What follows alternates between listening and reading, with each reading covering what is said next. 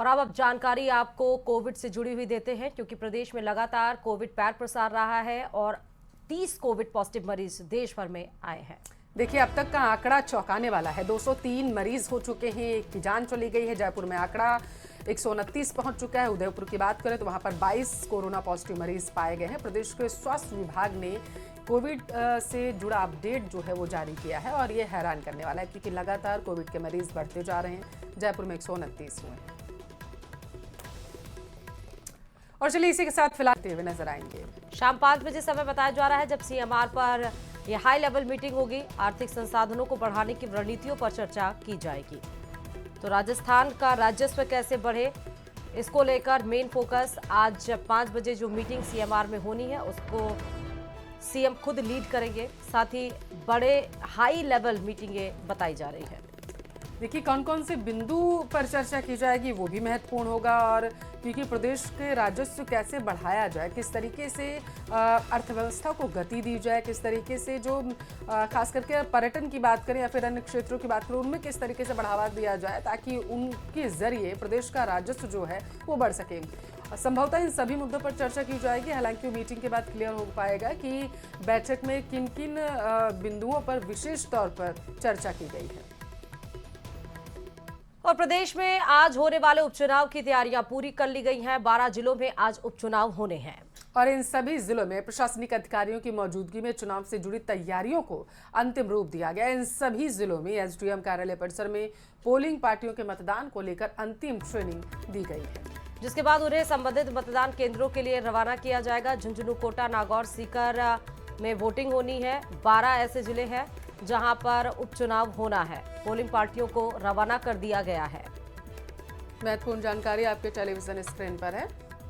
12 जिलों में आज वोटिंग होगी। निकाय उपचुनाव की वोटिंग को लेकर के लगातार अपडेट जो है वो निकल कर सामने आ पा रहे हैं। आज उपचुनाव होने झुंझुनू, कोटा, नागौर, सीकर सहित कई इलाकों में, और इसके लिए प्रशासन की तरफ से तैयारियां कल ही पूरी कर ली गई थी और आज जो है उपचुनाव की प्रक्रिया को निभाया जाएगा।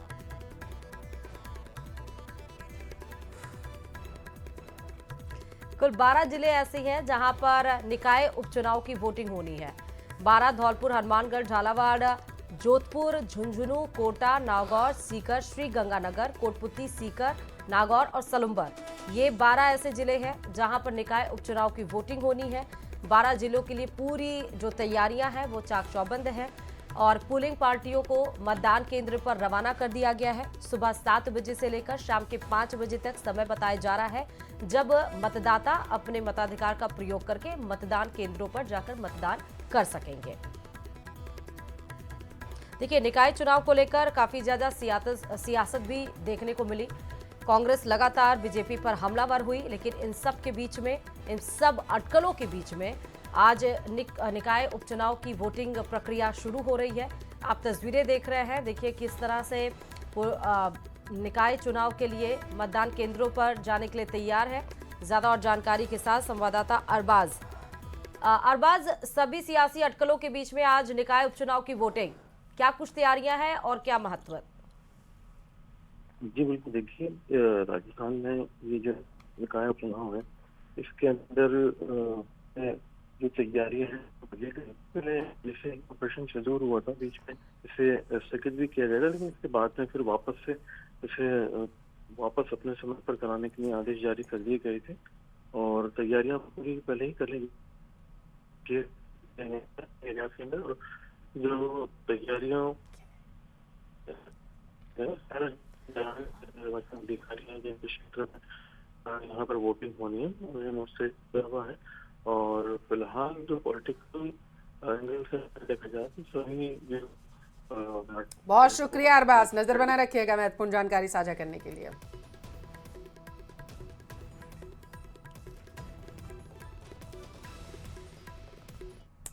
डूंगरपुर जिला परिषद की पीठ सीट पर बताया जा रहा है मतदान स्थगित हो गया है। जिला निर्वाचन अधिकारी ने चुनाव प्रक्रिया को शून्य यहां पर घोषित कर दिया है। निर्वाचन नामावली में गड़बड़ी के चलते यहां पर जो चुनाव होना था वो शून्य घोषित हुआ है।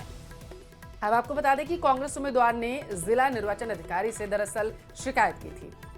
अन्य जिला परिषद वार्ड के एक राजस्व गांव की नामावली को पीठ वार्ड में सम्मिलित करने की शिकायत की गई थी। वहीं जिला परिषद सीट कुआं और आसपुर पंचायत समिति की बनकोड़ा सीट पर भी आज मतदान होना है, जिसको लेकर के तैयारियां लगभग पूरी कर ली गई हैं और आज जो है मतदान की प्रक्रिया को आगे बढ़ाया जाएगा। और इससे पहले ये बहुत बड़ा अपडेट आपके टेलीविजन स्क्रीन पर निर्वाचन अधिकारी ने चुनाव प्रक्रिया को यहाँ पर शून्य कर दिया था।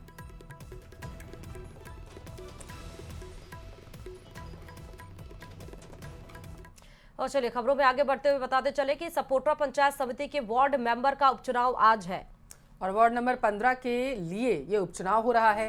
पंचायत समिति प्रधान और वार्ड नंबर 15 मेंबर कमली देवी के निधन से ये पद जो है रिक्त हुआ था। उपचुनाव के लिए बनाए गए हैं 5 मतदान केंद्र। वार्ड नंबर 15 के लिए 3 प्रत्याशी मैदान में उतारे गए हैं। भाजपा से बात करें तो कलावती देवी, कांग्रेस से पूनम मीणा और निर्दलीय राजू आजमा अपना भाग्य आजमा रहे हैं। रामू आजमा है, ये अपना भाग्य आजमाते हुए यहाँ से नजर आ रहे हैं। तो वार्ड 15 पर मतदान होगा सुबह 7 बजे से शाम 5 बजे तक मतदान होगा। मतलब 7 बज चुके हैं और मतदान की प्रक्रिया लगभग वहाँ पर निभाई जा रही होगी। वार्ड नंबर 15 के लिए 5052 मतदाता आज मतदान करेंगे। सुबह 7 बजे से मतदान की प्रक्रिया शुरू हो चुकी है। नगर पालिका, नगर परिषद और नगर निगम यानी कि नगरीय निकायों का चुनाव है। चलिए बात भरतपुर से बड़ी खबर की भी कर लेते हैं। आज गुर्जर महापंचायत का आयोजन है। देखिए 372 मृतकों के परिजनों को नौकरी देने की मांग इनके जरिए की जा रही। समाज पर दर्ज मुकदमा भी वापस लेने सहित कई मांगों को लेकर के महापंचायत आज हल्ला बोल कर रही है। जिले सहित अन्य शहरों के पंच पटेल शामिल होंगे। पुलिस प्रशासन ने पुख्ता इंतजाम किए हैं। हालांकि कल ही विजय बैंसला ने साफ तौर पर कहा था कि हम वार्ता के लिए तैयार हैं। शासन की तरफ से कोई भी प्रतिनिधि आएगा हम उनसे बातचीत करेंगे, लेकिन बंद कमरे में बातचीत नहीं होगी। इधर प्रशासन ने 2 दिन पहले ही वार्ता करने के लिए बुलाया था। जवाहर सिंह मेडम लगातार इनसे उन्होंने कहा कि इसका मसला, किसी भी समस्या का मसला वो बातों से, वार्ता से ही निकलता है। और एक तरफ आप देखिए निरीक्षण करने के लिए खुद विजय बैंसला उस जगह पर पहुंचे थे जहां पर हजारों की तादाद में आज गुर्जर लोग पहुंचने वाले हैं। ज्यादा और जानकारी के साथ संवाददाता दीपक जुड़ चुके हैं। दीपक, आज की क्या तैयारी है महापंचायत को लेकर? देखिए गुर्जर समाज की महापंचायत आज होनी है। पीलूपुरा में शहीद स्थल के ठीक पीछे ये महापंचायत होगी। कुछ देर बाद यानी कि 9-10 बजे के लगभग गुर्जर समाज के लोगों का पहुंचना वहां शुरू होगा और करीब 11 बजे के बाद खुद आरक्षण संघर्ष समिति के अध्यक्ष विजय बैंसला वहां पर पहुंचेंगे और पूरे आंदोलन को लेकर के रणनीति बनाई जाएगी। कहा जा सकता है कि अब सवाल सबसे बड़ा ये है कि महापंचायत के दौरान ये फैसला होगा कि गुर्जर समाज के लोग वापस सरकार को अल्टीमेट दे करके घर लौटेंगे या फिर वो पटरी की तरफ कूच करेंगे, क्योंकि जहां पर सभा स्थल बनाया गया है, महापंचायत होनी है, वहां से ठीक 150 मीटर की दूरी पर दिल्ली मुंबई जो रेलवे ट्रैक है, जहां जब गुर्जर आंदोलन हुआ है तो उसी रेलवे ट्रैक को रोका गया है, वहां पर ही ये महापंचायत रखी गई है। प्रशासन की, पुलिस की भी पूरी तैयारियां यहाँ पर देखी जा रही हैं। बड़ी संख्या में रेलवे पुलिस के जवान यहाँ पर मौजूद हैं जो रेलवे ट्रैक के आसपास की पूरी सुरक्षा व्यवस्था को देखेंगे। उसके अलावा कई आरएससी की जो कंपनियां हैं उनके जवानों को भी यहाँ तैनात किया गया है, जिससे कि आमजन को किसी भी प्रकार की परेशानी ना हो। उसको लेकर के पुलिस द्वारा एक बड़ा ध्यान यहाँ पर रखा जा रहा है और हो सकता है कि अगर महापंचायत में ज्यादा संख्या में लोग एकत्रित हुए तो हो सकता है कि रूट को भी डाइवर्ट करने का प्रशासन द्वारा प्लान बनाया जाए। इसको लेकर के भी लगातार चर्चा अभी चल रही है। बताया जा रहा है कि 10,000 से अधिक की संख्या में भरतपुर ही नहीं, अब तो धौलपुर, करौली, सवाई माधोपुर, दौसा, आसपास के इलाके के जो लोग हैं वो यहाँ महापंचायत में भाग लेने के लिए पहुंचेंगे और अपनी मांगों को लेकर के, जो एमबीसी समाज की मांग है उन पर क्रियान्वयन नहीं हो रहा है, उसको लेकर के ये महापंचायत आयोजित की जा रही है। सबसे बड़ा पेच यहाँ ये अटका हुआ है कि जब सरकार की तरफ से गृह राज्य मंत्री जवाहर सिंह मेडम वार्ता के लिए आए तो जो आरक्षण संघर्ष समिति के अध्यक्ष विजय बैंसला वो वहां देवनारायण मंदिर पर मौजूद नहीं रहे। उनका कहना है कि सरकार का कोई भी प्रतिनिधि मंडल, चाहे वो आईएएस स्तर के, सक्षम स्तर के अधिकारी हो या फिर कोई भी मंत्री सरकार का प्रतिनिधित्व के तौर पर आए और जो महापंचायत होनी है उसमें कुछ मसौदा लेकर के आए। मसौदे को लेकर के समाज के बीच में चर्चा की जाएगी। अगर समाज को मसौदा मंजूर होगा तो इस महापंचायत को धन्यवाद सभा के रूप में बदल दिया जाएगा, अन्यथा आगे क्या फैसला होता है ये समाज के ऊपर उन्होंने छोड़ा है। फिलहाल पूरी तैयारियां कल ही कर ली गई थी और ऐसे में अब लगातार कुछ देर बाद गुर्जर समाज के लोगों का पहुंचने का जो सिलसिला है महापंचायत शहीद स्थल पीलूपुरा के पास में, वहां पर देखने को मिलेगा। जी ठीक है दीपक, बहुत शुक्रिया तमाम जानकारी देने के लिए।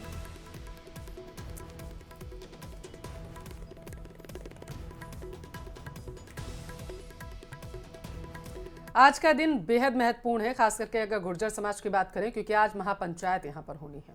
गुर्जर आरक्षण संघर्ष समिति के अध्यक्ष विजय बैंसला के आंदोलन का ऐलान किया है, जबकि गृह राज्य मंत्री जवाहर सिंह बेढम ने समाज के लोगों से मिलकर सरकार से वार्ता के लिए पीले चावल भी दिए। आरोप लगाए गए कि समाज की मांगों से जुड़ा कोई भी मांग पत्र संघर्ष समिति की ओर से सरकार को सौंपा नहीं गया है। रिपोर्ट देखिए आप।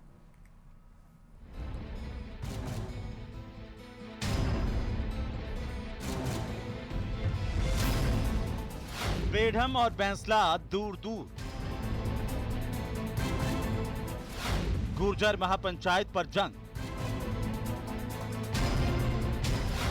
मांगे अधूरी कब होंगी पूरी। राजस्थान में एक बार फिर गुर्जर आरक्षण आंदोलन ने जोर पकड़ लिया है। गुर्जर आरक्षण संघर्ष समिति के अध्यक्ष विजय बैंसला ने ऐलान कर दिया है कि किसी भी हाल में आंदोलन होगा। सरकार से सहमति बनी तो स्वागत में महापंचायत होगी, अगर बात नहीं बनी तो समाज इस पर विचार करेगा, क्योंकि सरकार से इस पर कोई वार्ता नहीं हुई है। शहीद स्थल की वो खम्भ दिखेंगे जो हमारे शहीदों की याद में हमने यहाँ लगा रखे। और अगर आप इस तरफ देखो, मैं आपको दिखाना चाहता हूँ, काम चल रहा है, ट्रैक्टर चल रहे हैं। मैं ये वीडियो इसलिए बना रहा हूँ क्योंकि मैंने पिछले 2-4 घंटे से ये देखा है कि सोशल मीडिया पे, खबरों पे ये खबरें चल रही हैं कि भाई कोई वार्ता हो गई, कोई कुछ हो गया, कोई कुछ हो गया। मैं आप सबको ये आश्वस्त कराना चाहता हूँ कि कोई वार्ता नहीं हुई है। समाज की तरफ से, समाज के पंच पटेलों ने सरकार और सरकार के नुमाइंदे श्री बेढम साहब को, हमारे माननीय मंत्री जी को अपनी मांगे दे दी हैं औपचारिक तौर से। पहले भी दी गई थी, एक बार फिर से दे दी, और आप सबको न्योता है। दरअसल दौसा के गाजीपुर के देव नारायण मंदिर में गुर्जर समाज की बैठक का आयोजन किया गया। इसी बीच गृह राज्य मंत्री जवाहर सिंह बेढम भी महुआ पहुंचे। कुछ देर तक विजय बैंसला का इंतजार किया, लेकिन वो नहीं पहुंचे। इसके बाद बेढम खुद ही समाज के लोगों के बीच पहुंच गए, भरोसा दिलाया कि सरकार हमेशा गुर्जर समाज की मांगों के साथ रही है। इस दौरान बेढम ने स्पष्ट शब्दों में कहा कि जब से राजस्थान में बीजेपी की सरकार आई है, तब से संघर्ष समिति का कोई भी प्रतिनिधि ना तो मुख्यमंत्री से मिला और ना ही मुझसे मिला। मुकदमे वापसी के आदेश जारी किए। उस समय 60 मुकदमे ऐसे थे, कुछ तो भारत सरकार के थे, कुछ राज्य सरकार के यहाँ के थे। उनमें से 17 मुकदमों का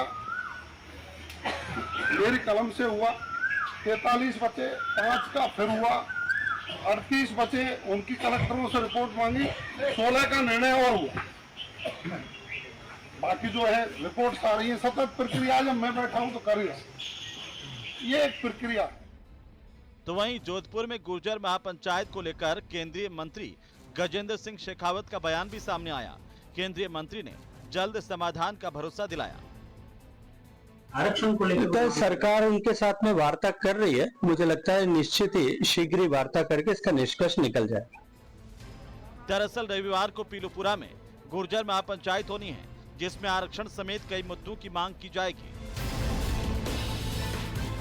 आरक्षण विधेयक को 9वीं अनुसूची में शामिल किया जाए, आरक्षण आंदोलन के दौरान हुए समझौते की सही तरीके से पालना की जाए, सरकारी नौकरियों में 5% आरक्षण का पूरा लाभ दिया जाए, देवनारायण योजना का सही तरीके से क्रियान्वयन किया जाए, आंदोलन के दौरान दर्ज हुए मुकदमों को वापस लिया जाए, आंदोलन में मारे गए लोगों के शेष आश्रितों को अनुकंपात्मक नियुक्ति दी जाए, रीट भर्ती 2018 में शेष 372 पदों पर नियुक्ति की जाए। महापंचायत से पहले बेढम और बैंसला दूर दूर नजर आए। ऐसे में बैंसला समाज के लोगों से एकजुट होने की अपील कर रहे हैं, तो दूसरी तरफ बेढम सभी मांगों को लेकर अफसरों से चर्चा का आश्वासन दे रहे हैं। अब इस महापंचायत पर आखिर होगा क्या, आने वाले समय में ही पता चलेगा। Bureau report, news 18 Rajasthan.